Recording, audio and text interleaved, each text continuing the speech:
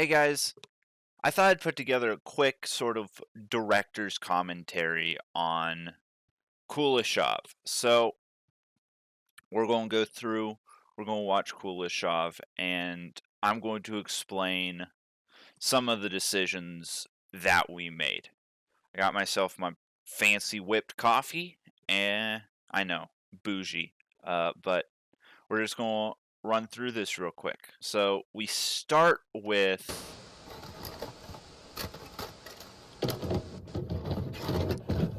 just like a VHS blue screen type thing. I pulled the sound effects off of YouTube.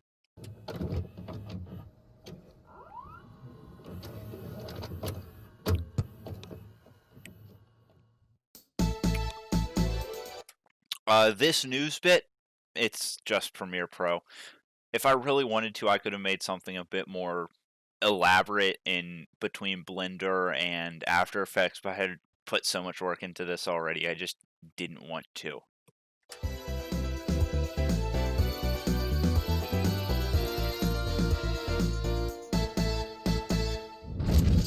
There has been a series of strange... Okay, so this bit.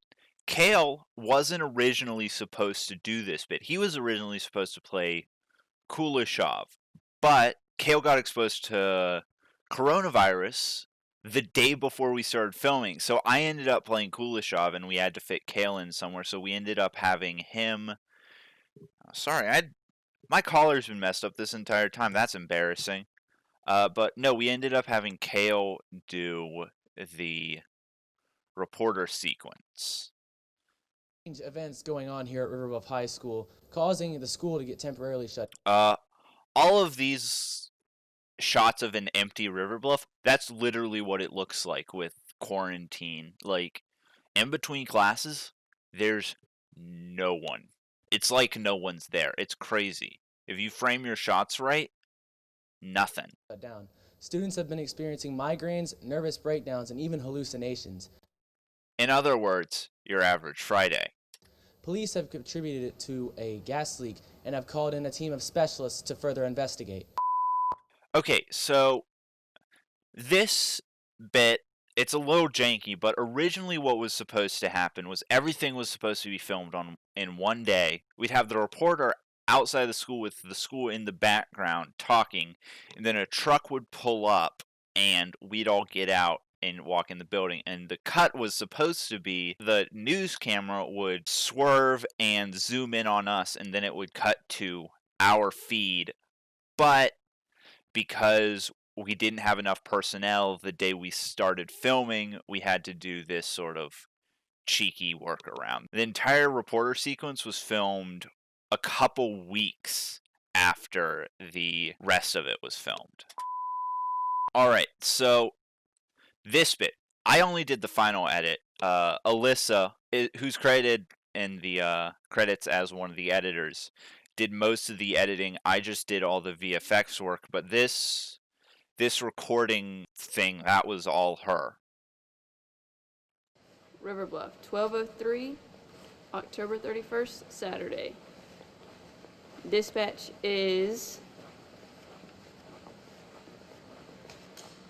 Phillips, Dickerson, and Gray. And here I'm going to say, other than the names we came up with, but most of the dialogue is ad-libbed because it's really not all that important, you know? Fisher behind the camera. Alright, lights aren't working, flashlights on people.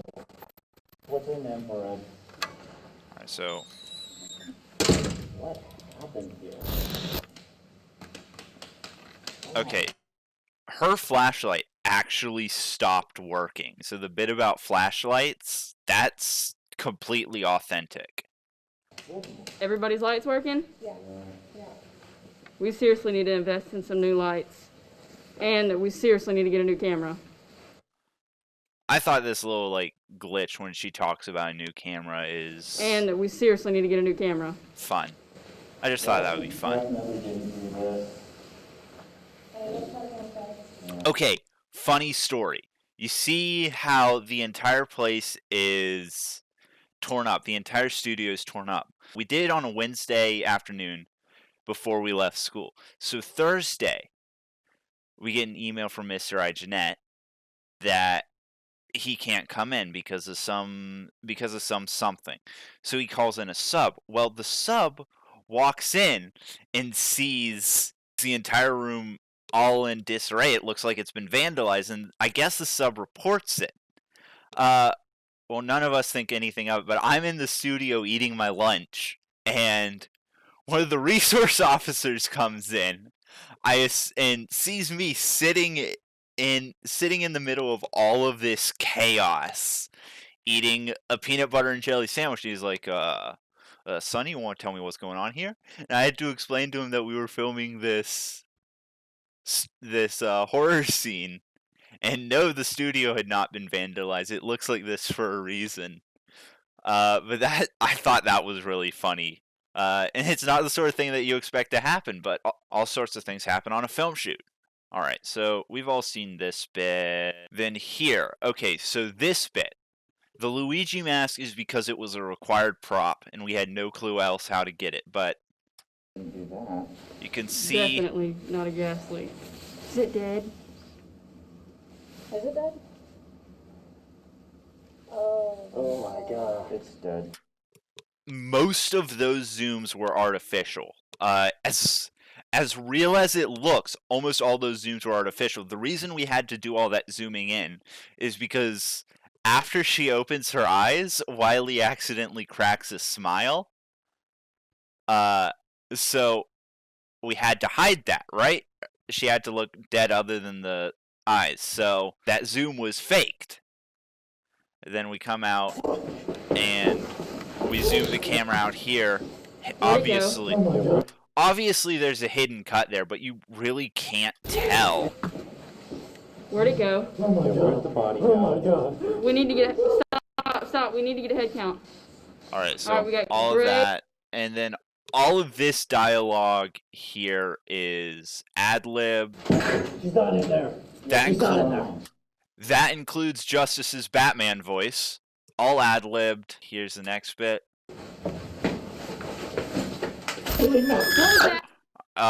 That's just some stock scream. Originally, we were going to have our own scream, but none of us have very good screams.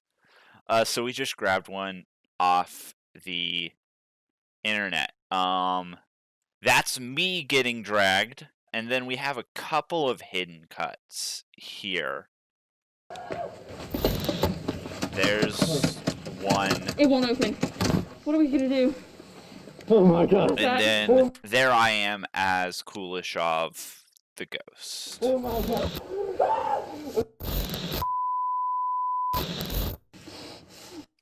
Alright, this bit is the only bit in the entire thing that is scripted, but you can't really tell. I think Carrie sells it quite well. Actually, her face in suit is covered in fake blood, but the brand of fake blood we used didn't show up on the infrared camera, so she just looks a little shiny, but that is in color.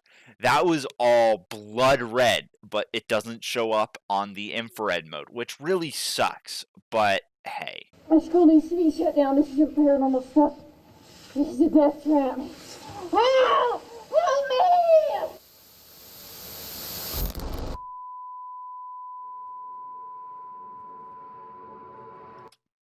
And then here we are into the credits. I'm gonna go over real quick everyone's roles. So I directed it, but it was really a group effort.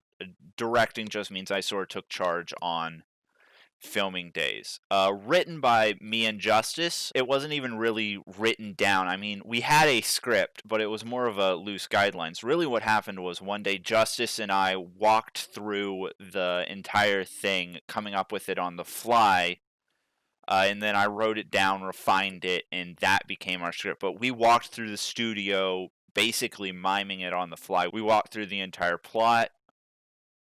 Cinematography by Carrie Sharp. Carrie is Great with the camera. She did all the shots except for one. That last shot, the camera's sitting in Wiley's lap. Originally, it was on the floor, but it was too low, so we just had Wiley sort of sit in the doorway and hold it. Edited by Alyssa Wiley. Like I said, Alyssa did most of the editing. I just put on the VFX and all the stylization. Featuring. Alright, so Kale did the reporter. Carrie, myself, and Justice were 3 of the 4 investigators. The 4th one was supposed to be Mr. Igenet, but like he said, he wasn't there. So I walked across the hallway to the art room and got a good friend of mine, Ella, who's one of the interns in the art department. And I was like, yo, can I borrow you for like an hour? And she was like, sure. And she came over and she did it. And she was the first one to die, but she was the one whose flashlight died as well. All right. And yeah, all of the roles produced by Dr. Clamp. We're required to, well, no, we're not required to put that in there, but we usually put it in there because he is the principal. It is his school. The Lexington One Center for Media Arts and Design, as you know, that's what we are.